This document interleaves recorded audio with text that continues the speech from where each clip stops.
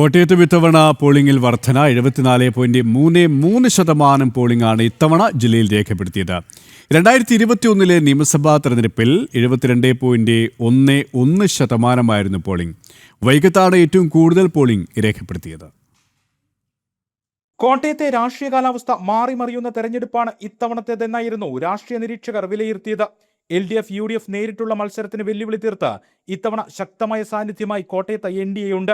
കോട്ടയത്തിന്റെ രാഷ്ട്രീയ കാലാവസ്ഥ ആകെ മാറിമറിയുമെന്ന് വിലയിരുത്തപ്പെട്ട തെരഞ്ഞെടുപ്പിൽ പോളിംഗ് ശതമാനം ഉയർന്നത് മുന്നണികളുടെ ആകാംക്ഷ ഇരട്ടിക്കുന്നുണ്ട്. വൈക്കത്താണ് ഏറ്റവും കൂടുതൽ പോളിംഗ് രേഖപ്പെടുത്തിയത്, 79.31%. വൈക്കത്ത് കഴിഞ്ഞ തവണത്തേക്കാൾ 4% പോളിംഗ് വർധനവുണ്ട്. പാലായിൽ 74.94%, ഏറ്റുമാനൂരിൽ 75.65%, കോട്ടയത്ത് 74.75%, പുതുപ്പള്ളിയിൽ 72.7%, ചങ്ങനാശ്ശേരിയിൽ 72.98%, കാഞ്ഞിരപ്പള്ളിയിൽ 74.43%, പൂഞ്ഞാറിൽ 75.62% പോളിംഗ് രേഖപ്പെടുത്തി. പൂഞ്ഞാർ, കാഞ്ഞിരപ്പള്ളി, ഏറ്റുമാനൂർ, കോട്ടയം, ചങ്ങനാശ്ശേരി എന്നിവിടങ്ങളിലും 2021 നിയമസഭാ തെരഞ്ഞെടുപ്പിനേക്കാൾ പോളിംഗിൽ വർധനവുണ്ട്.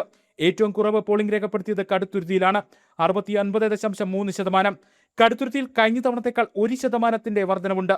കോട്ടയത്താകെ സജ്ജമാക്കിയ 1791 ബൂത്തുകളിൽ രാവിലെ 7 മണി മുതൽ സമതന്തുലിതമായ നിലയിലായിരുന്നു വോട്ടർമാരുടെ നിരക്ക്. 9 നിയോജക മണ്ഡലങ്ങളിലെ 60 സ്ഥാനാർത്ഥികളാണ് ജില്ലയിലുള്ളത്. കോട്ടയത്ത് ആകെ സമ്മതിദായകരുടെ എണ്ണം 15 ലക്ഷമാണ്. ജനം, കോട്ടയം.